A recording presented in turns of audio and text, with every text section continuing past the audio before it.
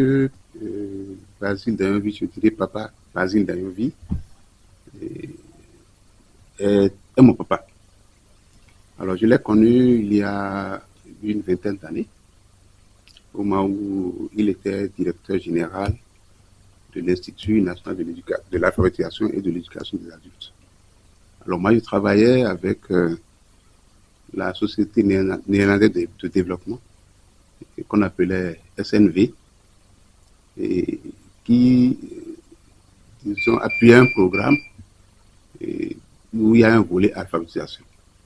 Alors, papa Dayonvi étant directeur général de l'alphabétisation, donc la SNV, donc le programme que moi j'appuyais, avait régulièrement donc des séances de travail à la direction générale de l'Institut.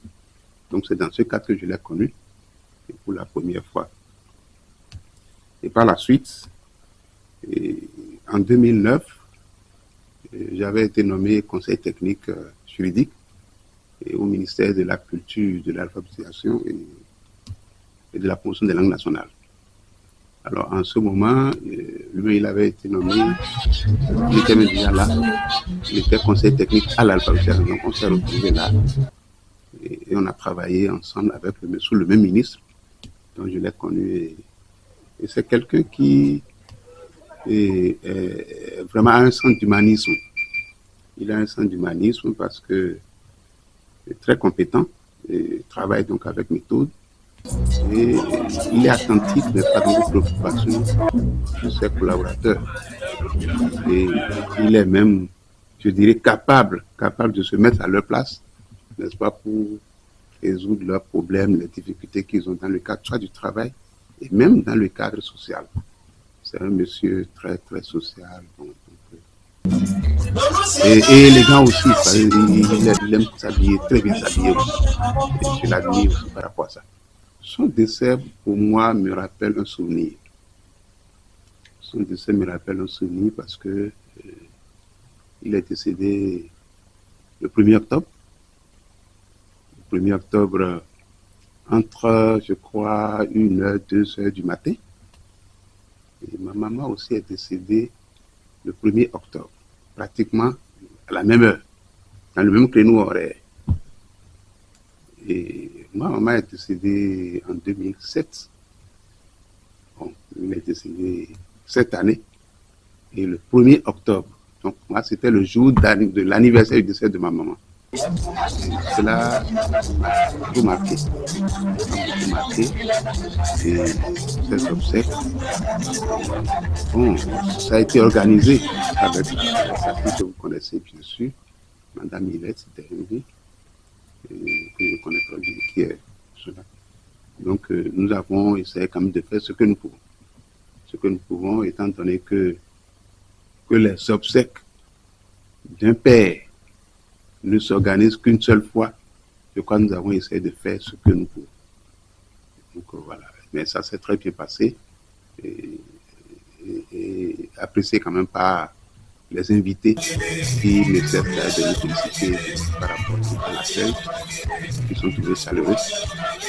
Et bon, pour moi, l'endroit de ceux qui sont venus nous soutenir, de les remercier. De les remercier très sincèrement de nous avoir soutenus, d'avoir soutenu donc les enfants donc de Papa Basile, qui n'est plus, et nous avoir soutenus, n'est-ce pas, donc pour nous encourager, de par leur don, leur soutien matériel, moral, financier, tout. Cela nous a allé droit au cœur.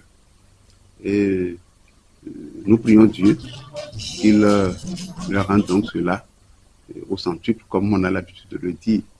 Et je crois de l'au-delà, il verra donc sur tout ce qu'il a laissé. Et même ceux-là qui sont venus nous soutenir, je crois, les prières qui nous ont aussi à accompagner dans son âme. Pour que son âme soit en paix. À travers donc les prières et les messes et bien d'autres. Donc, cela plus que j'aurais à Basile, de son vivant, a toujours dit Le jour où je quitterai cette terre, personne n'apprendra ma maladie. Et cela a été ainsi. Cela veut dire que Basile est amour. Basile est Seigneur.